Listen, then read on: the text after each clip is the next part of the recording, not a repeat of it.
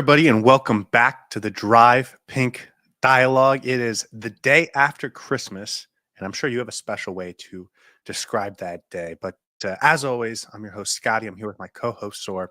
How are you feeling in this merry holiday season?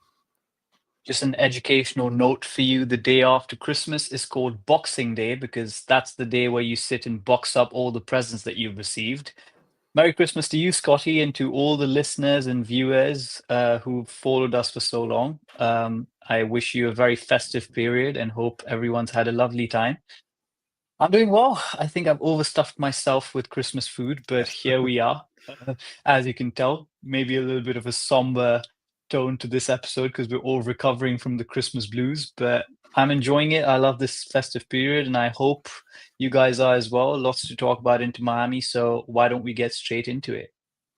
Well, first, I just want to say this is the least prepared episode we're going to have all year because not much has happened for Inter Miami, and neither of us have paid a ton of attention to Inter Miami over the last couple of days because it's Christmas, and we've been spending time with families, and we've both been lucky enough to do that. So, Merry Christmas to everyone, Happy Hanukkah, Chinese New Year, anything that you feel special around this time of the year.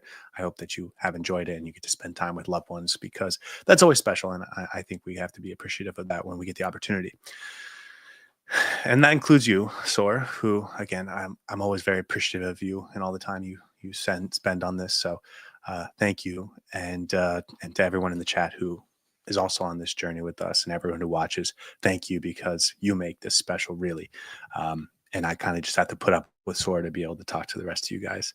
But anyways, let's get into it. Inter Miami, they traded Leo Campana. That's where we left off. They have the schedule for next season, but they haven't done anything in terms of adding to the roster. It's a thin roster right now. And last week, our general tone felt like nervousness because we don't know what this roster is going to look like. We need a backup striker, goalkeepers, right backs, center backs, maybe a midfielder, maybe a left winger. We need a lot for this roster. And I don't think we had a ton of trust in Raul Sanyehi and Javier Mascherano to make sure they get the right players for this role.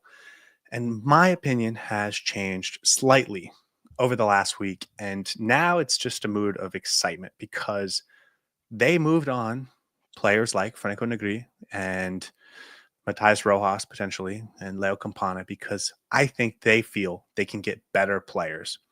And so whether I trust them to do that or not is a different question. I do think there's room to be really excited about the fact that our front office thinks they're about to drastically improve the roster with all of these resources and all of this cap space that they've created. And I think that is something to be really excited about this time of year. Yeah, I think the last episode, I don't want to say we were pessimistic about our possibility to build this roster out from scratch again. I think it was more so caution about the ability of the new administration to do the right things in the market and to move the right pieces in the market.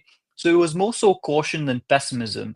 But I think you've actually nailed the hammer on the head here because it almost feels like, keeping aside the fact that we may not have that level of trust in the administration and the new executives to pull some of the levers and understand how the MLS works, this roster is in actually a very, very good place if you think of it holistically. Right before when the transfer window is starting to get hot, I think we made the right moves. We moved on some of the right players, some players that may be questionable, but created enough space within this roster, gave us enough flexibility monetary wise as well as space in terms of positions that will allow us to actually really hit the ground running in this transfer market. Now, I'm interested to see how that plays out, but us as fans can only think about what the potential of this transfer window looks like. And for me, with what the moves have happened recently, Campana moving out, Matias Rojas moving out, we've moved out two of our goalkeepers. There's so much potential for us to actually elevate this squad further. Now, whether that happens or not is another question in itself, but definitely something to be really excited for. And I think come 1st January, we're going to see some really big movements that will be exciting regardless of what the prospects of those players coming in are. Yeah, and just for the record, you can sign players right now. There's nothing Yep, preventing Miami from yep. signing players. They had already signed Luis Suarez this time last year. In years past, they had bought players from overseas, and so the window's open. They are ready to go. Uh, but the staff obviously has to make those moves happen. And of course, if you're dealing with leagues across the world where the window opens on January 1st, it can be difficult to get deals across the line before the window actually opens. But that hasn't stopped other teams from already making moves, making them official, bringing players in. And there's nothing stopping Inter Miami from a MLS roster rules perspective. And so we just get to sit back and watch. And every day that goes by where they don't do anything means we're going to have a more exciting January. So, glass half empty, silver linings, all of that stuff. Um, let's talk about striker. Well, before that, let's preface this whole conversation. We thought it'd be a good time to reset the offseason. It's been 6 weeks since Inter Miami was unceremoniously eliminated from contention in the MLS Cup playoffs. We lost to Atlanta at home, and we've talked a lot about the 2024 season, what went wrong, what we think we need to do moving forward. But it's been a long time since we did that our bingo episode where we really prefaced a lot of what we thought could happen over the course of the off season. And I think it would be a good time to revisit that as we're getting close to January 1st, as we're preparing to really open up this window and bring in 5, 6, 7, 8 new players over the course of the next 6, 7 weeks before the regular season starts. So let's go with striker. Luis Suarez, we found out at the end of November, has signed a contract extension. It appears like he's going to be still a TAM player, so he doesn't take a DP spot, similar deal to last year. We thought he was going to come back. He wanted to come back. The club was obviously going to want him back. Still very talented. Great player to have as your number 9. But his backup, who we loved having as a number 2 striker, Leo Campana, has been moved on. He's going to get an opportunity to be the number 1 guy in New England. That's it. That's all we have. That's all we had. And it feels like Inter Miami needs to do some business at the number 9 position. And nothing's happened yet. Yeah, I'll be interested to see what the thinking is. And I have a question for you and what you think Inter Miami is going to be looking at. Do you think we're going into this next season thinking about Luis Suarez as our out and out number 1 striker? Or are we looking to bring in somebody who's going to do more of a camaraderie role with Luis Suarez, a cooperation role with Luis Suarez, rather than be a backup to him like Leo Campana was? Now, I think he's going into the season thinking he is going to be the number 1 striker. He is going to be the one playing the majority of the games. And I think the administration and Inter Miami staff are looking at this thinking, okay, we need to give him sufficient backup, but majority of the games are going to be played by Luis Suarez. I think there's a conversation to be had whether that in itself is the right strategy or not, given Suarez's age and where he's at in his career. But I'd like to hear what you think first, and then what you think is the right strategy going into this transfer window as to what kind of striker we should actually look for. Yeah, well, the name Miguel Borja is the only striker name we've heard attached to Inter Miami. And that would be a guy that would come in and expect to play a ton. So it is weird to me that we haven't heard a little bit more about what might be coming through the pipeline. I don't know, because of Javier Mascherano. We don't know what he's like. And so it's really hard to predict what they're going to go for, what they are looking for, what types of players they're looking for. Right? If Tata Martino came back, we would know. Speed on the left wing is something they need. Defensive midfield help, they need. Center backs who can be more athletic and defend in transition, they need. But with Javier Mascherano, it's really tough. So I think this conversation needs to be, what do we want to happen more so than what do we think is going to happen?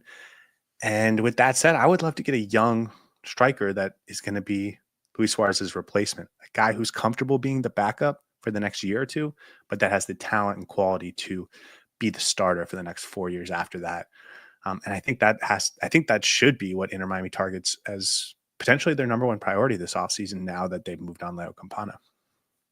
Yeah, I think that's a really good way to look at it. I would tend to agree with you that we need to bring in somebody who can learn from Luis Suarez and who is potentially the future of Inter Miami in that striker role, in that number 9 role. I think don't invest too much money in a striker, but go out for somebody who has the potential to break the ceiling and really break into the MLS come 2 seasons from now. The problem with that is And again, this is going to be a conversation going into the season again. Does Luis Suarez have it in him to play 40, 45 games on the trot? And let's be honest, I had similar qualms about him going into this last season. He absolutely demolished any doubts that not just myself, but a lot of MLS observers had. But it's going to be the same conversation around him, right? Is he able to compete at that same level? Now, I don't want to be too pessimistic, and I think knowing how Luis Suarez operates, he wouldn't have gone into this season wanting to sign a new deal if he didn't think he could operate at that level. And for me, that should be an enough reassurance that he believes in himself. He thinks he can still be Inter Miami's number one striker. So that should not even be a consideration. But I would be remiss if I don't mention that, there are doubts about his ability to play 45 games. We are going to be playing a lot more games this season compared to last season if we want to go in further Hopefully. in a lot of tournaments. Exactly. So um, I'm not sure if going for a young striker at this point in time would be the right approach, but I do think that should be the mindset going into this transfer window. There are doubts and questions, but that should be the mindset. Yeah, and how does that manifest, I think is another interesting question. Does that mean you get a 22-year-old that's gonna be 24 when he takes over and is Yeah, really ready and primed to be a star? Or is it a guy that's 19 that's raw, his finishing ability might need a lot of work, and you're relying on him more for his athleticism and his creativity or whatever profile he fits early on.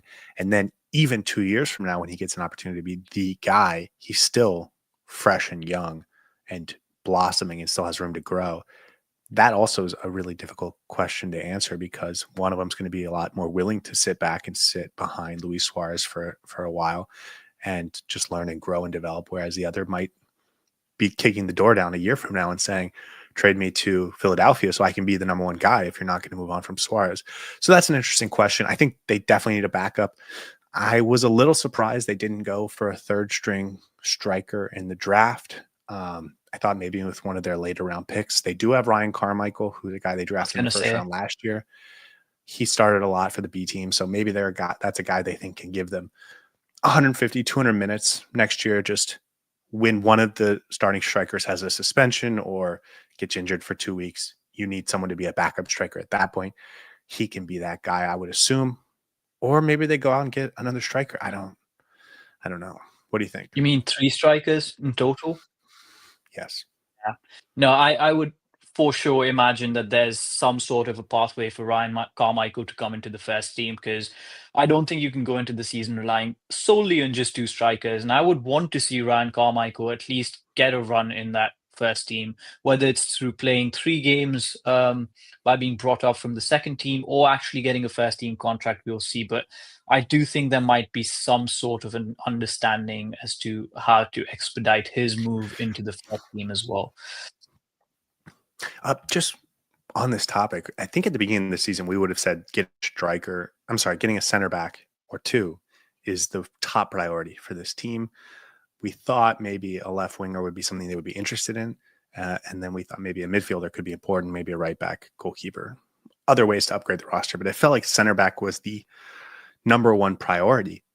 Do you think they still see it that way? Or do you think do you feel like striker is just that important? Or are you still thinking center backs up No, there, I think it's right back? gone across the board, right? It's literally gone across. They want to upgrade every single position, so they're going in with that mindset. If that wasn't the case, they wouldn't have let uh, Leo Campana go.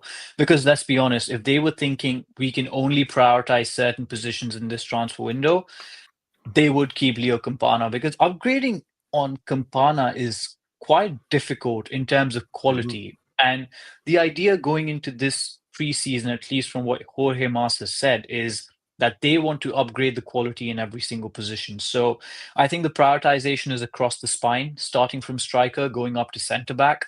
Me personally, I would prefer shoring up the defense as much as possible.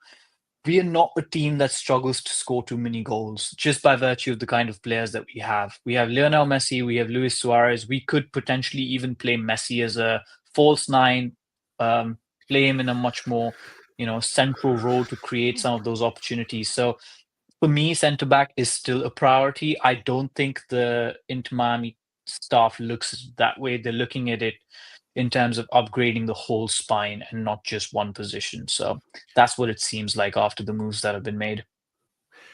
Yeah, maybe. I just know how important a striker is in this league. I mean, Yeah. it's the most important position. Having your creative player and your striker really set your team up well for success in this league. And missing one of those can really hamper the other one. And so, as great as Messi is, and as great as Suarez is, if one of them's not there, especially Suarez, you need someone that can step up and be a productive player. And then the hard thing about that is Luis Suarez didn't sign to be splitting duties, I don't think. And Yeah. so, unless Javier Mascherano is a guy that can figure out how to make two strikers work in a single system, which I think is difficult with Messi on the field, um, I don't know what profile player has a huge amount of talent that can come in, but is also willing to be 10, 15 minutes off the bench kind of guy, and especially a guy that's not going to play much in the biggest games of the season. So it concerns me, but um, that's where we're at. And it is an opportunity. And so on the other hand, it's really exciting to see what we get. Whatever player ends up coming to Inter Miami, it's a guy that we're going to really hope and have high expectations for, and hope can be a real difference maker for this team. And I do think he's going to get a lot of minutes. Whoever comes in is going to get minutes. We'll see how it happens. I think we should have named this episode questions for the Inter Miami roster, because it seems like we're asking ourselves more questions than we have answers to. But again, exciting things to look forward to, right? A new player coming in is always exciting, but someone who's going to pair up with Luis Suarez, whether as a backup or whether as a complementary striker, is in itself going to add a new dimension to the front three. And I'm really excited to see how this new attack is going to look like, because if my intuition is correct, we're going to lose a couple of players on the left wing. We've already lost Diego Gomez. I don't think Robert Taylor is going to be sticking around either. We're going to have Facundo Farias coming in. So going into this next season, our front attack is going to look very, very different. And that in itself is very exciting to me. Okay, let's move to the midfield. We'll stick to the spine. We'll get to the wide players a little bit later. The double eights, it feels like Inter Miami's played often. It feels like a position Inter Miami has great depth in. We did lose Matias Rojas, who could be a role player there. It feels like Julian Gressel, another player that's played there, could be on the move. Lost in Sunderland, another one. But still, you have Redondo, you have Yannick Bright, Sergio Maski. Busquets, Kramaski, David Ruiz. But they've lost three guys from that spot, including Diego Gomez. It feels like they might need another number 8, which is not somewhere I thought we would be 6 weeks ago when we first started having these offseason conversations. I would love for that player to be a true number 10, because I think this team could be really fun if we have that dynamic. Maybe not every game, but to be able to push that button, or maybe even mid game. I think that would be really cool.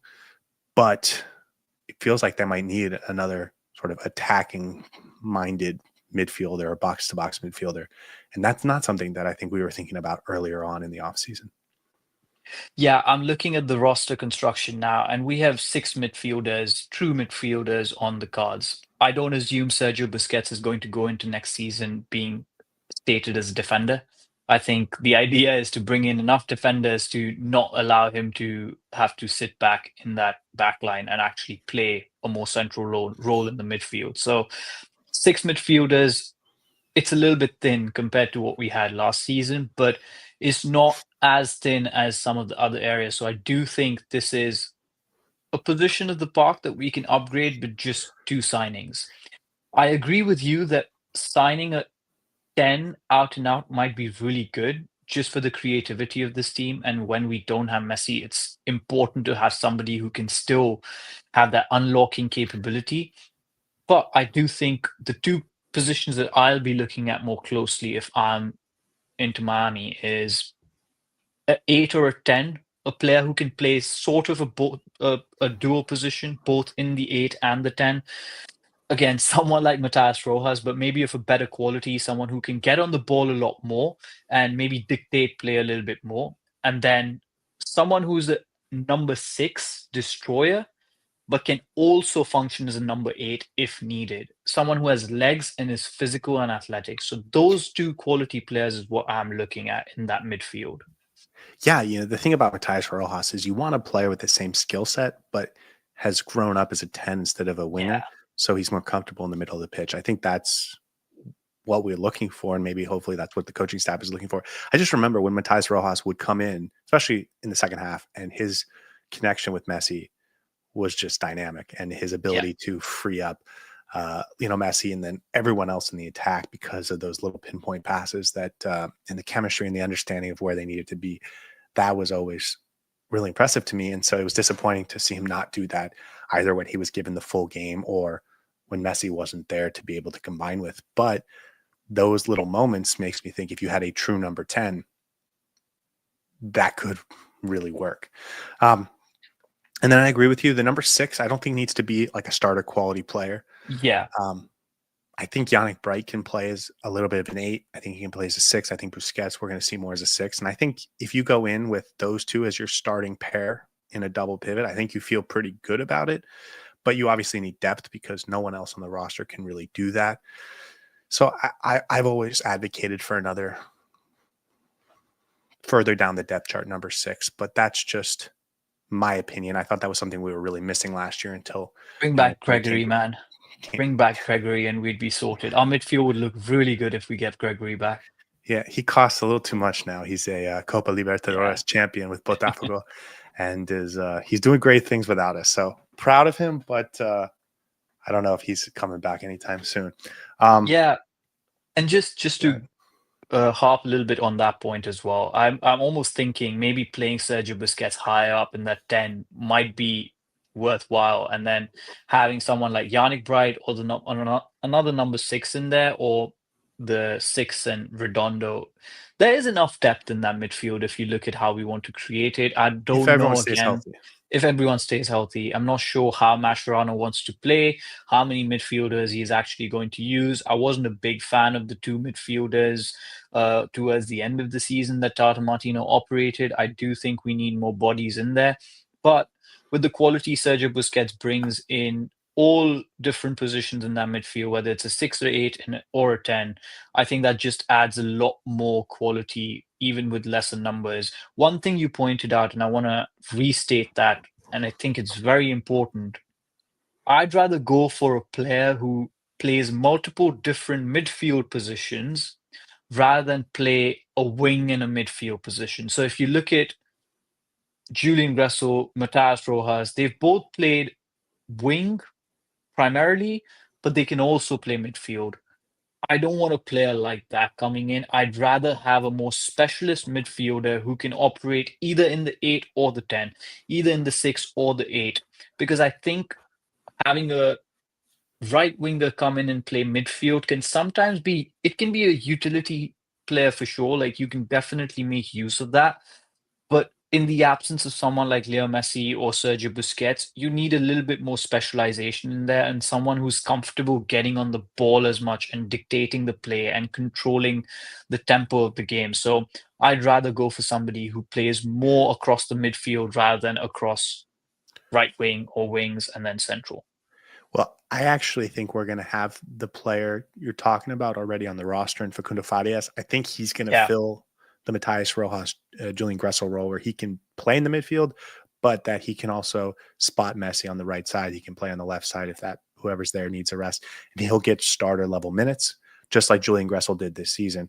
But he'll play a variety of different roles in order to sort of accommodate anyone that has yellow card accumulation or is sick or on international duty or whatever. So having him, and we'll talk about him more when we get to the wide player section, but I think that makes those types of decisions a lot easier because you really just need the depth in starter quality players up the spine, like you're saying, Yep. in number 10, number 8. Okay, let's go back to center backs. Doesn't feel like much has changed over the last 6 weeks, right? We were very confident that Nico Ferreira was not going to be brought back. We were very confident that Sergei Christoph was not going to be brought back. Both of those players were on big contracts, so they open up a ton of allocation money to and just roster space to go out and get new players. They were both internationals, all of that stuff. So 2 are gone. It still feels like 2 are coming in. You feel good about Toto Aviles being an option. You feel solid about David Martinez being an option for the next 6 months.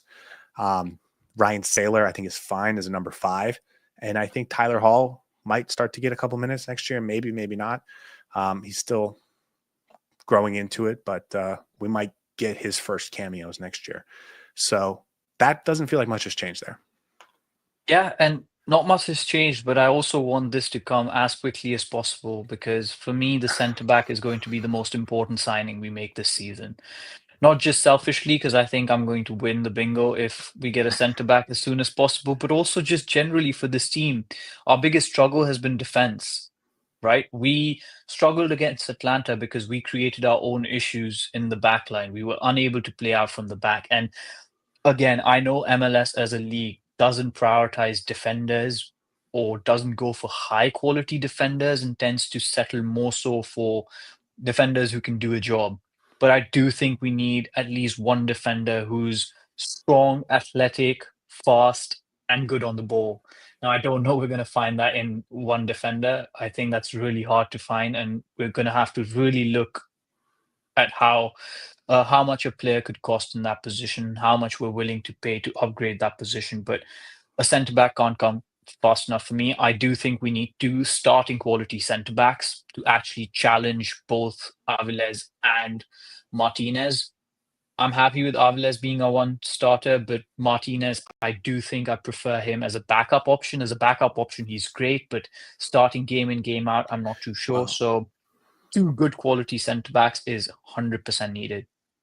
Yeah, the other thing about David Martinez is he's in this weird roster situation where he's on loan until the summer, and then Yeah. Inter Miami has a buy option for him. Maybe they can extend that through the season, but you have to have guys that can replace him because if he's going to make a summer departure, you don't want to have to be scrambling to try and find another center back in the middle of the season. We saw how that worked out this past year, and the result was they got David Martinez. So if you're looking for someone better than that, you need to get it now and make it happen. I will say I think there's room for, instead of 2 quality center backs, 1 really high quality center back. I don't know who that would be, but it's another path I can see them going down. I don't know if I would even like that as much because I do think this team needs rotational depth, and we don't have that at center back. Yeah. And we're going to be playing a lot of midweek games. And so to be successful this season, I think we need 2 more center backs. And if you can get 2 starter quality center backs, I think you're going to feel really good about that position group in a way that we haven't really in a long time. So Yeah. that's the center back group. I don't think much has changed. We can just reiterate the same talking I points, will but go I ahead. will say though, I think when you talk about upgrading the quality across the team, centre back is where I want to have the most quality upgrade from last season. And that's what they need to think about when going into buying centre backs. I don't think you can get too much higher quality for a striker compared to Luis Suarez. You can't get too much higher quality of a midfielder compared to Sergio Busquets. But centre back is where you can actually increase that quality level. And that's where the impetus should be going into this transfer window. Yeah, I hear what you're saying, but I don't think you're trying to upgrade your striker position on Luis Suarez. You're trying to upgrade Yeah. it on Leo Yeah. Campana, right? And Franco Negri and Matthias Rojas. And it's easiest to do that center back, where I'm not going to say anything bad about Sergio Christoph and Nico Freire because I think they're fine MLS starting caliber players.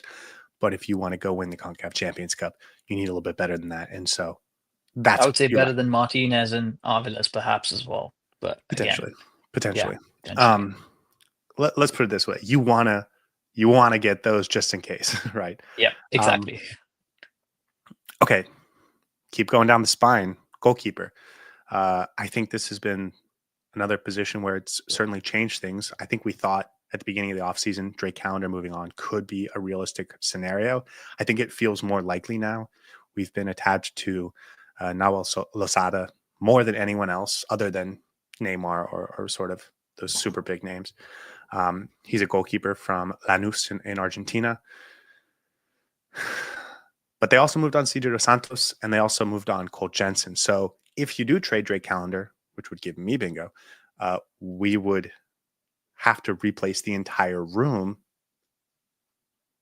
and that's a lot to do, right? Are we gonna? Is there a world where we enter the preseason with two goalkeepers and not really knowing who's going to be the starter? 100%.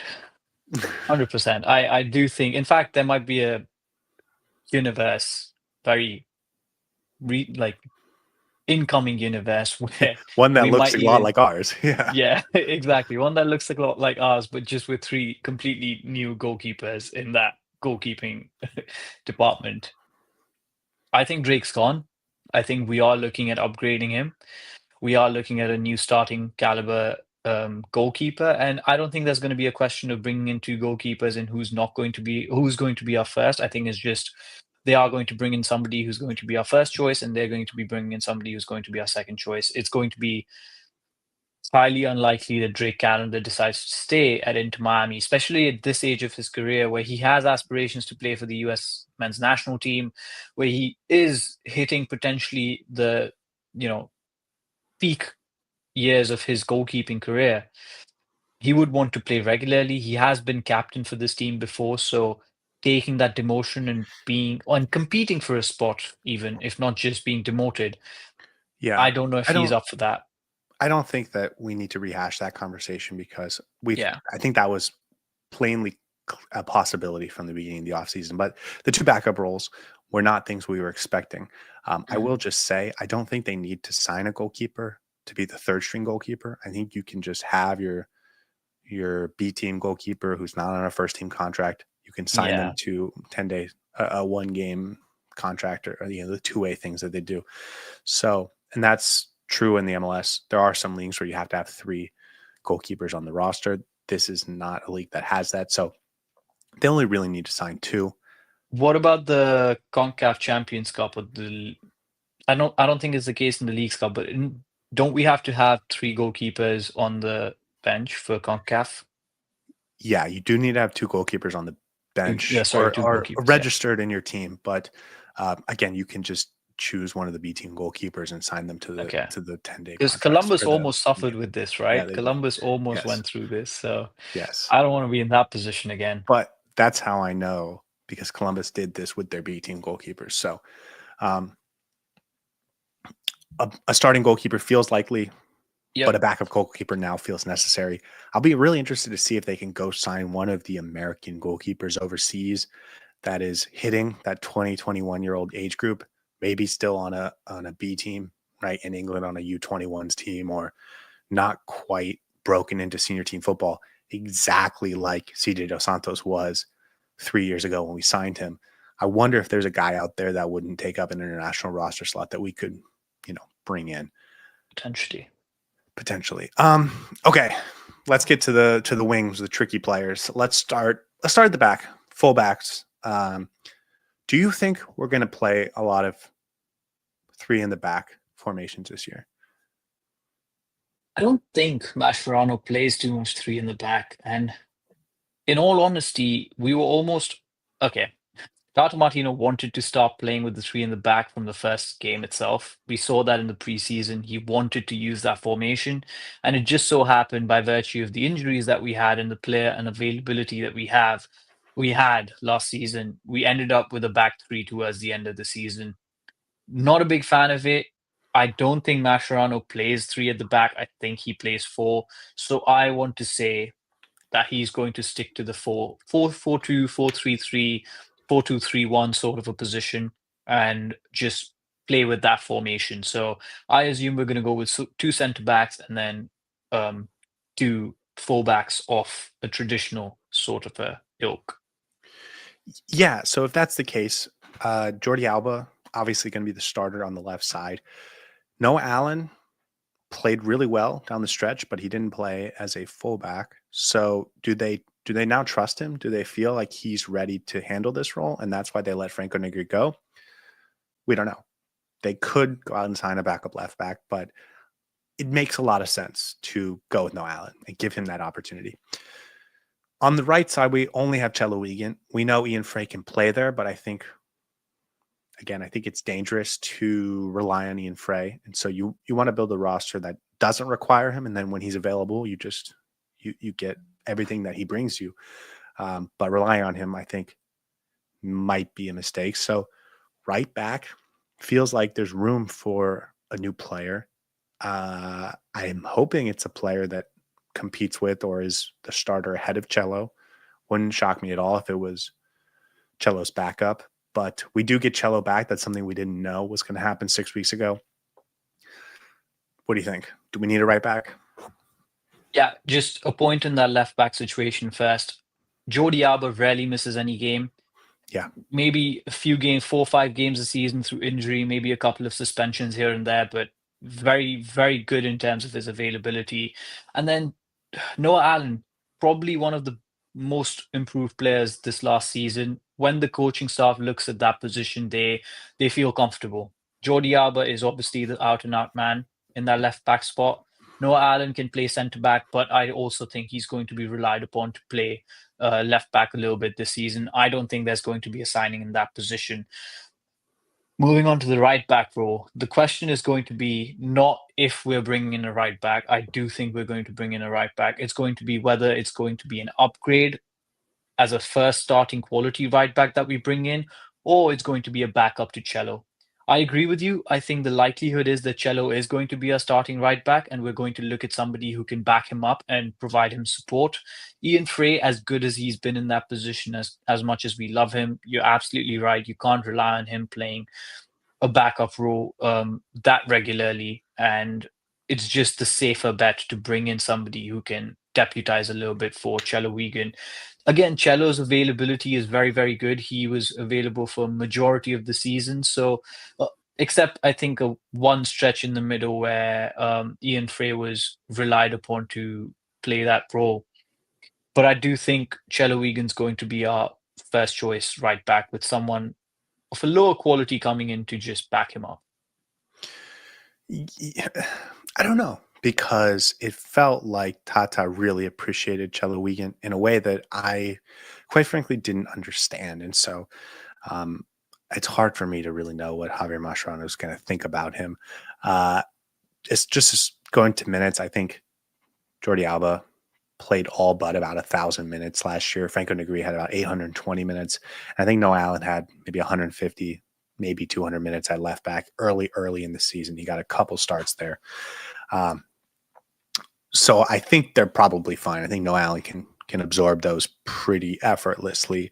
Right back, I think you have to bring someone in. Again, we just don't know what this offseason is going to look like. And maybe the first signing or two will tell us what their ambition level is.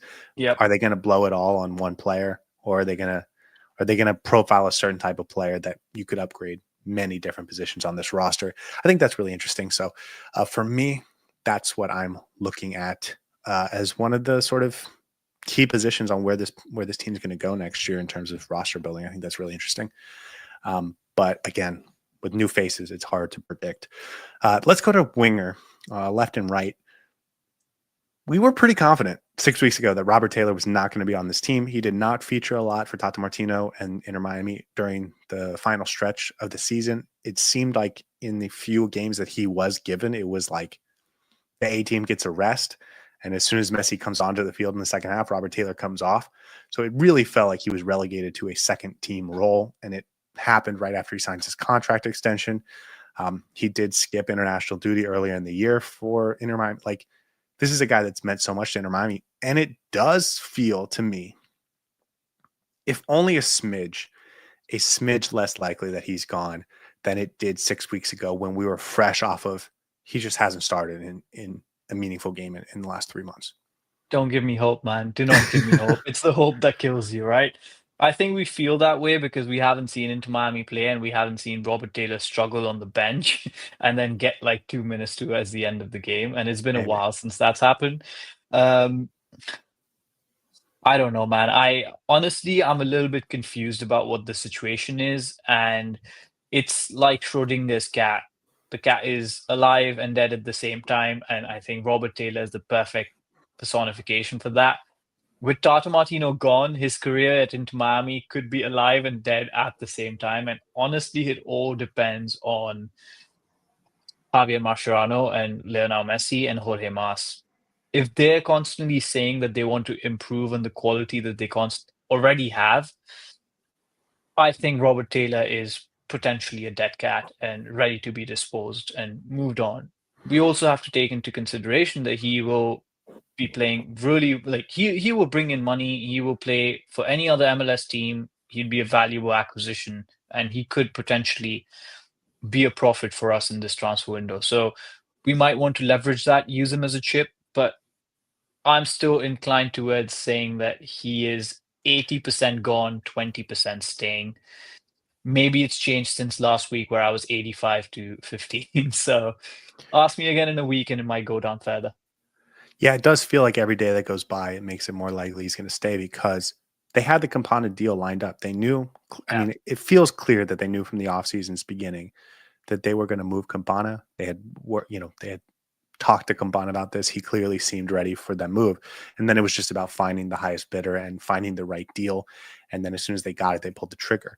That could happen any day now with Robert Taylor, but maybe they feel like he's on a good contract. He's a quality player, and he does have that memory of great chemistry with Messi, thinking back to 2023. And Mascherano wants to keep him. I don't know. And if that is the case, then maybe everything we thought about how Inter Miami should attack the winger spot this offseason could be wrong. Julian Gressel, a guy we haven't mentioned much, still a trade candidate. He was Tata's guy. So we'll see how he fits in. And he could be also another guy that could be on the move at any point. But even without those, Lionel Messi on the right, Robert Taylor on the left, and then Facundo Farias being a guy that can spell both of those coming off the bench, or, if someone needs a rest, he can fit on either side. That's actually, that seems good on paper. It feels really good. And then you can kind of supplement those guys with Leo Afonso and maybe a pacey winger that's lower down on the pay scale, and is supposed to be a bench option. And so whether they trade Robert Taylor or not feels like it could be a key determinant on a lot of things this offseason, because if they do trade him, you would think they would want to go big money and big name on a replacement. And we've heard the Di Marias and the Neymars, but that does feel like you move Robert Taylor, you open up a spot for either of those two types of, that type of player. Yeah. Again, once we have that first signing, it'll give us an insight into what Inter Miami's thinking in this offseason and what the ambition levels are. But overall, I do have a feeling that Robert Taylor is going to be used as a trade candidate, and we are going to upgrade in that position. But we've got a lot of different permutations we can play around with, so I'll be interested to see how it comes about. Talking about Robert Taylor makes me sad, so can we please move on to the right wing spot? Well, yeah, go ahead, because I think they're sort of combined, because guys like Matias Rojas, guys like Facundo Farias can play both sides, and whether we move Julian Gressel or not really determines what kind of need we have there. So do you think we're going to see another right winger? It feels like last year we knew there was going to be a large number of games available to the right winger because of Messi's summer Copa America stint. That doesn't feel like it's necessarily going to be there this year. So I feel like it's going to be harder to recruit a player for that position. Yeah, and I also think if we're going to bring in somebody, we're potentially going to look at the left wing spot, and then when we need a backup on the right wing spot, we're probably going to use Faco Farias to play that role, right? It doesn't necessarily need to be somebody who is first choice right winger. I do think the superstar signing that happens in the left wing spot, if it does, or the midfield. The right wing spot, we don't necessarily need somebody. And if we get somebody who's like a superstar quality player, they'll potentially be able to play across the front line. So I don't think there's going to be as much quality coming in the right wing spot, or even if we need that much quality in the right wing spot, the focus will be on the left wing, depending on outgoings as well. Okay, so that feels like it, right? I mean, we went over every position. We need 2 goalkeepers, 2 center backs, a right back, whether they're a starter or not, 2 midfielders, a number 6 and a number 10 or 8. We definitely need a striker and potentially a left winger. That's a lot of business to do. That's basically an entire team, isn't it? That's 9 players that we have to bring in. Oof. And we haven't signed anyone yet, and we're not going to do it in the super draft. So, how are you feeling about the offseason?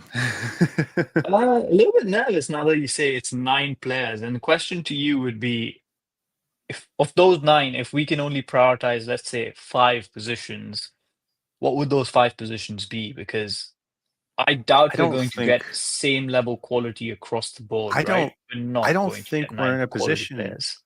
I don't think we're in a position to prioritize. I think you need at least, I don't think you can survive without any of these 9. Maybe without a right back if you're going to rely on Ian Frey, but Maybe a you left need wing, maybe. if you keep both Robert Taylor and Julian Gressel, sure. That's still But I don't 7 know. players. 7 That's 8 players players. in. Oh, that's a lot. That's a lot.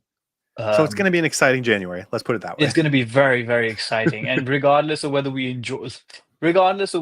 are happy with the decision making or not, at least we're going to get to see some fresh faces, which in itself is really exciting. So, definitely a lot to look forward to. And Inter Miami will not be sleeping much when it comes to making these changes to the roster in January transfer window. So we'll see what happens. But you're right, very exciting times. I think, sorry, I've now thought about your question about prioritizing, like the Yeah. positions you really want to upgrade. I think if you're going to move on from Drake, you have to upgrade at goalkeeper. I think you need to, at least one of those center backs needs to be a real One upgrade. centre back for sure. I would pick 2, just my opinion. And then I think you Same. go striker and left wing. I would love to have a 6th and add it as a right back. I would love to get that really silky smooth number 10. And I think the number 6 can be a backup player. I don't think they need to be a starter Yeah, level player. I But think for me, I agree with a lot of that. I think goalkeeper, centre back, one centre back at least of a very high quality starting position.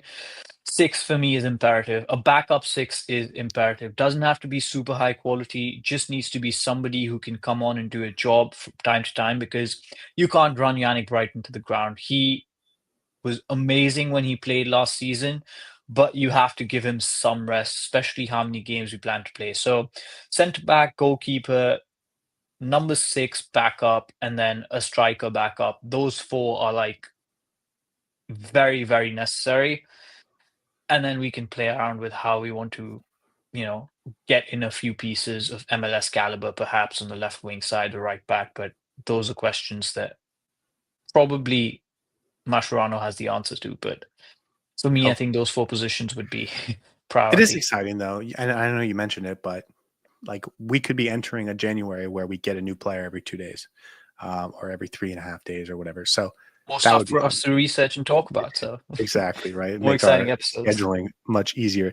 Um, One of the things I wanted to talk about regarding this is last year it felt like we crashed out of CONCACAF Champions Cup early, but it felt at the time, and especially as soon as that ended, we went on a 7 out of 8 game winning streak, and the eighth one was a draw. Like we went on a good streak. It felt like there was a lack of cohesion. We didn't really know what our best formation was. There was team chemistry issues. Um,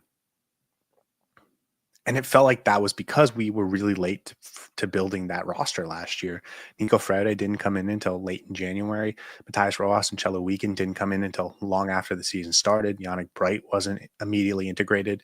I hadn't sort of proven himself yet. Same with Leo Alfonso. And so it felt like there was a lack of cohesion. We also had a couple injuries, and so we were forced to play a couple players that were new. But Julian Gressel was in there early. Luis Suarez was in there early. I mean, that's not everything, but it did feel like a major contributing factor. And so this year, I would love to get those guys in before the end of January, so that you get a little bit of preseason and they're there from the get go.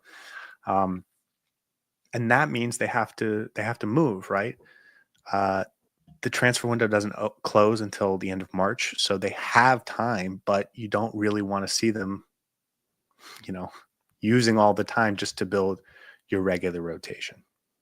Yeah, 100%. And you didn't even mention one factor. So for me, regardless of when they come in, I do think when we play that first game, which I believe is a CONCACAF Champions Cup game, we are still going to struggle. We're going to have teething issues, chemistry issues. There are new players. Training is very important. It's going to be important to get them on the ground and play with each other together. But when they play that first match, there's going to be chemistry issues, especially if you're playing, what, 4 or 5 new players.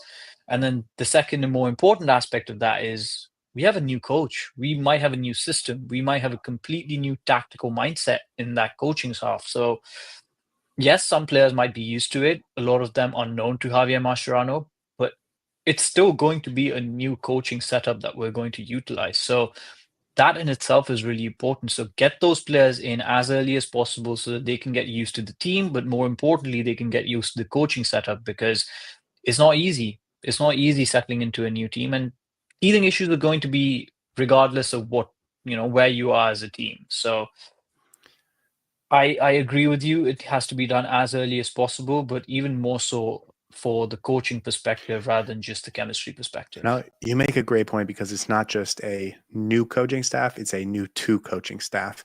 And so get the roster settled so that the coach can start adapting as soon as possible and improving and, Exactly. fixing the little things and having the roster be a benefit to his stability and sense of confidence He as needs to opposed know to who his first choice players are, right? He exactly. might be bringing in 2 center backs, but there's still competition in that role. There might be certain players he prefers over another. So he needs to know who his preferred starting 11 are. And that takes time to build. That takes practice, training, but also games because players perform in games. So we'll see. I think it's going to be a rocky start, but once we get going, we should be fine.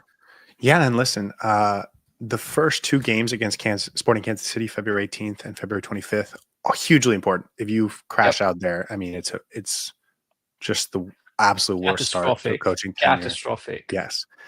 If you pass them, you would feel good about Cavalier in the second round. But then you're talking about Columbus or LAFC, two teams that have well-established rosters with a well-established coaching staffs. That game could happen the first like March 12th. And that's exactly where Inter Miami stumbled last time. So March 12th is 6 weeks after the end of January. Get as many of these guys in and by the end of January as you can so that the coaching staff, the team, the Exactly. formation is set. Everyone knows and feels confident going into those games against, again, LAFC, Big potentially opposition. Colorado, but Yeah, and then the Columbus Crew. These are established teams that know what they're doing. exactly. And yeah, you don't have much time to adjust or even, get used to things. And before you know it, the big games are upon us. So important, Yeah. very, very important. Yeah. Okay. Anything else on, I feel like we did a good job of updating where this roster is for the offseason. Was there anything else that was on your mind that you wanted to talk about before No, I we move just, on? the We have a signing needs couple to other come things. now. I think for my Yeah, excitement level, the I know. signings just need to start as soon as possible. Where I understand waiting until January 1st, even though the transfer window is open. Obviously, it's Christmas period, holiday period. Everyone's on a bit of a Mhm. break. But come 1st January, that first week, I really want Yeah, at least 1 or 2 signings, man, because it's going to be e boring otherwise. yeah, even next Monday, I think people will have gotten the holiday week off, but then, you're Exactly. back in the office. Let's get some week work done next week. Um, the other thing I wanted to say is one of the reasons it was so hard to bring players in last year is because it was so hard to get players off the roster. This year, because of some of the We've flexibility that done, Chris yeah. Henderson and Hermione have put together, we've already done a lot of the work in terms of outgoings, um, which is nice and it makes it easier. So hopefully we can take advantage of that by that's the beauty of the flexibility and getting these Yep. players off the roster early is that you now know exactly what you have to work with. Go get those players, bring them in, and so that when you start preseason camp, they can be there. Exactly. Okay. Um, a couple player rumors that I think would be fun.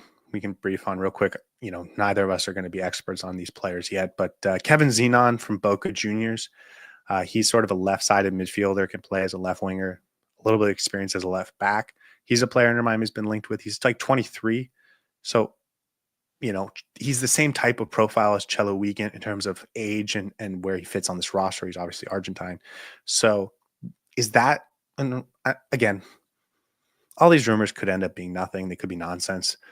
But I think they're interesting in terms of what type of profile of player Inter Miami's going after, what position they're going after, things like that. So, is that a profile that interests you? A left-sided player, 23 years old, could be on Inter Miami for the next 5 years, maybe.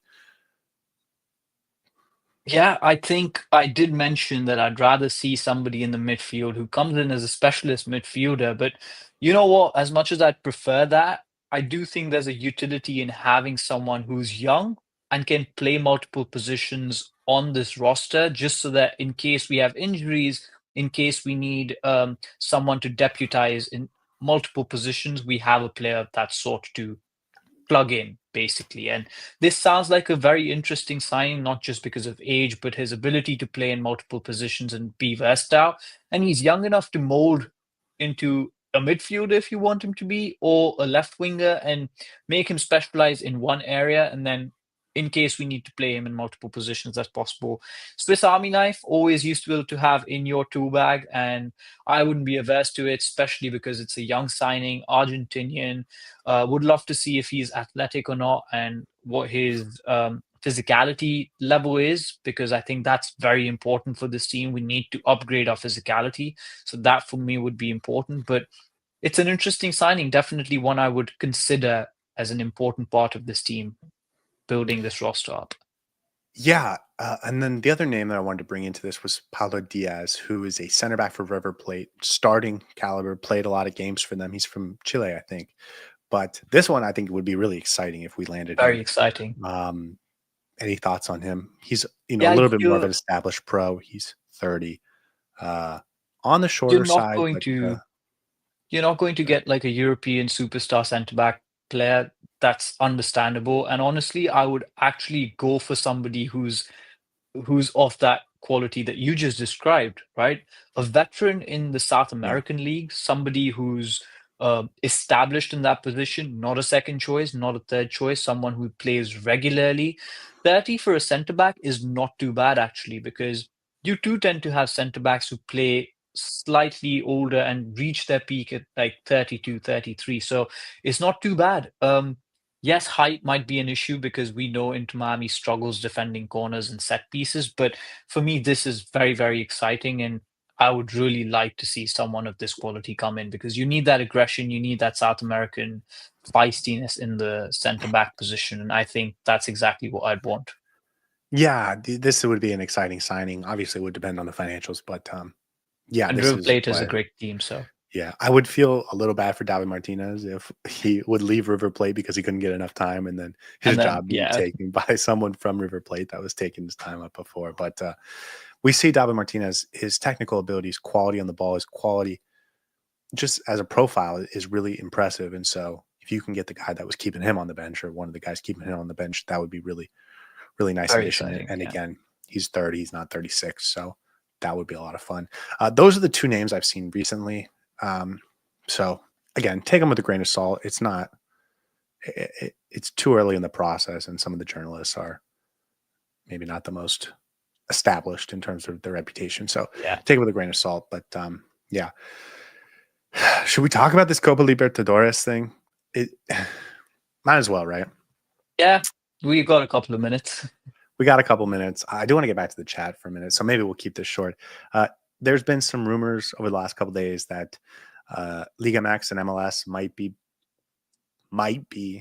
on their path back to joining. Well, for Liga MX back to joining the Copa Libertadores, and for the MLS it would be a first time thing, largely in part to get Lionel Messi, one of the great South American footballers of all time, to participate in the great South American football tournament of all time.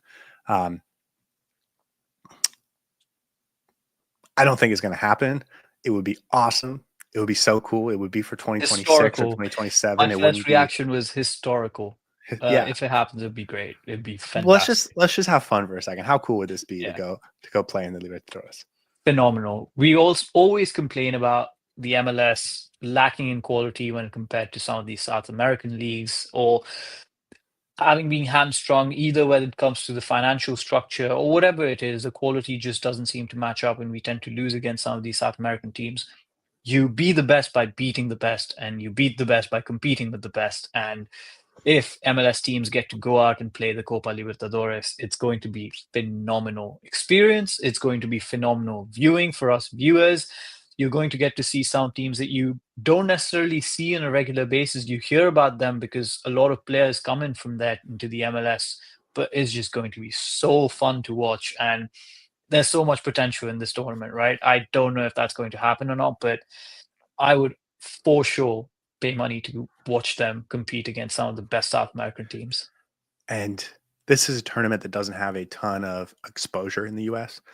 A lot of Americans, whether you like the MLS or not, you have a favorite European team. And so you're very familiar with the European Yeah, the UEFA Champions League and the Europa League and the Premier League and La Liga and all of those. But the Libertadores is not a competition that a lot of Americans, especially ones that don't have roots in South America, have a long history with. So I think that would be incredibly fun to introduce the American market to that tournament. And then, yeah, playing in a year-long tournament, or as long as you can go, if you can advance that yeah. far, would be incredible against. We'll get a chance to play Palmeiras, but against the best clubs in On a regular Argentina and basis, yeah. Colombia on a regular basis. Yeah. And then the last thing I thought about was, unlike the Club World Cup, where the MLS has 2 teams participating and it's a once every 4-year type thing, if the MLS was going to consistently participate in the Copa Libertadores, you would have the expectation of being competitive in that tournament on a consistent basis. Exactly. And that would force the MLS to open up Upgrade the roster rules. Yeah. the roster rules. So those were my thoughts. Again, is it likely to happen? No. No. Is this probably all bluster from a journalist that just needs to get a fun story out? Probably, but it is fun. So that's why it happens. Okay, let's get to some of the comments in the chat. We've been looking at them all episode, but we're both we're both away from home right now, so it's a little bit harder to function with all this. But I did want to go back to them. Sir Octi said they need to be in win now mode. Campana was a perfectly good backup striker with a future, but to capitalize on Messi's moment, they'll want a striker who can give Suarez a run for his money. What do you think? Yeah, that's the mindset that Jorge It would Mas be has set awesome. for this transfer season. It would be awesome. Honestly, this would be the perfect scenario. Are we able to achieve this with the fact that we have 9 positions to upgrade? I don't think so. So, as amazing as it would be, and as much as I would love for this to happen, I do think it's highly unlikely. And we're going to go with a backup who can eventually transform into a first choice starter for us, but not this season. Well, it would be a real disappointment if we got a 30-year-old backup that is just a backup. Yeah. I do want to say, I don't think we mentioned this. Inter Miami does have a DP spot to work with, or a U22 DP spot to work with. So they can go out and sign one big player. Are they going to save that to the summer when they might be able to get a Neymar or a De Bruyne or someone like that? Probably. Yeah.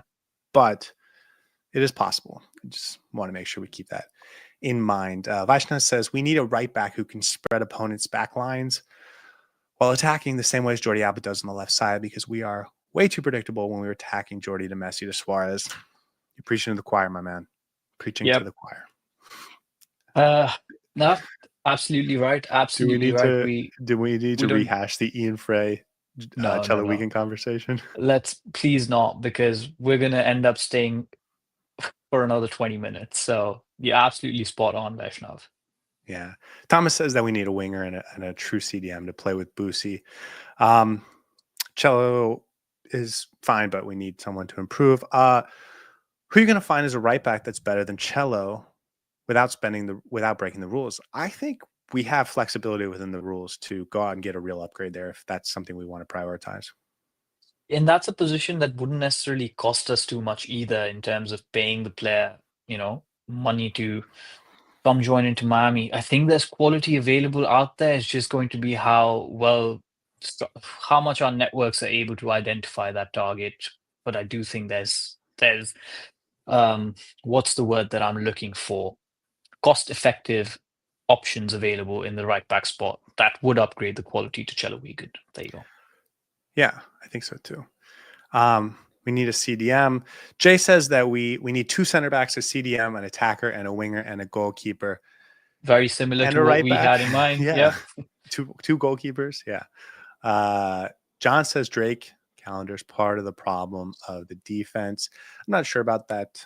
I think the biggest problem with our defense has generally been the midfield, but I actually think Drake Calendar has saved us a number of times, but that's what it is. Vaishnav says we need the MLS to increase the salary cap. We talked about that a little bit at the end.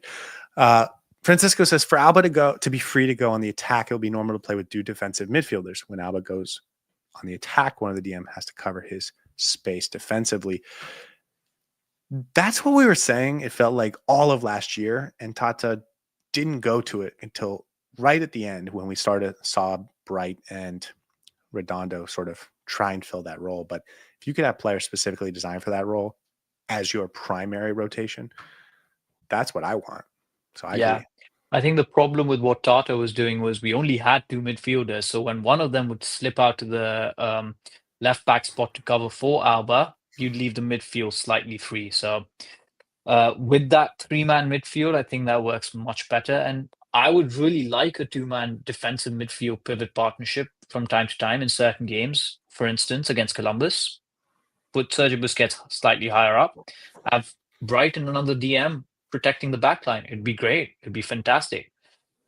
Does it happen? Maybe, maybe not. We'll see. But yeah, we definitely need another midfielder who can be defensive minded.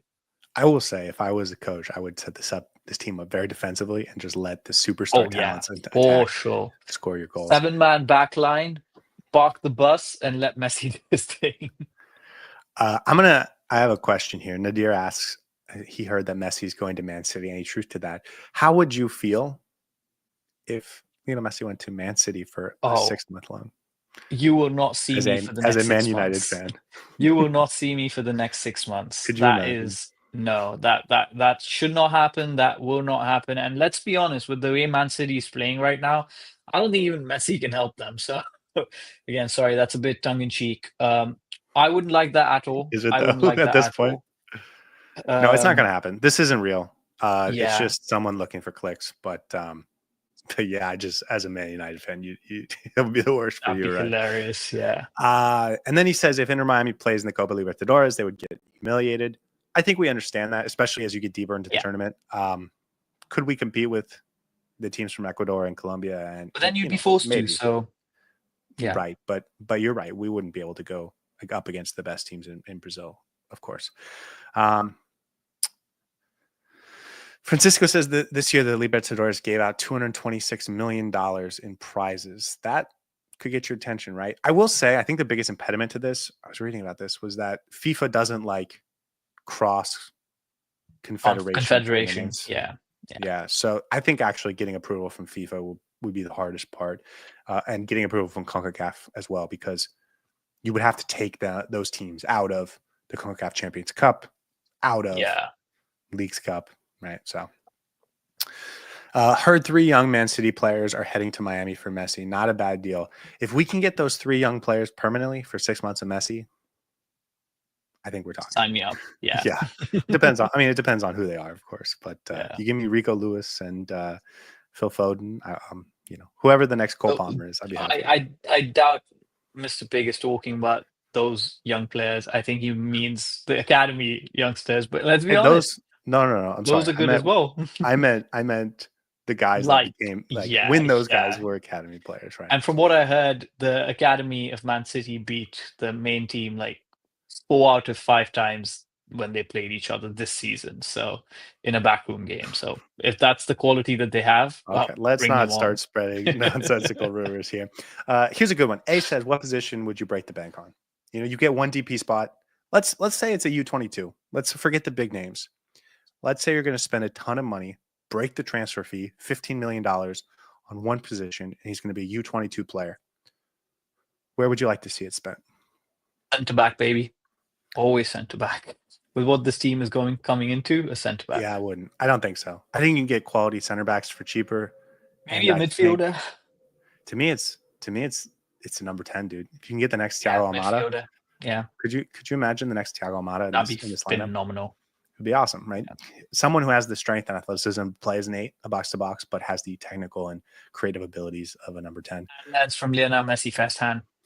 Yeah. So give me Ricky Puig, dude. That's what we want. Yeah.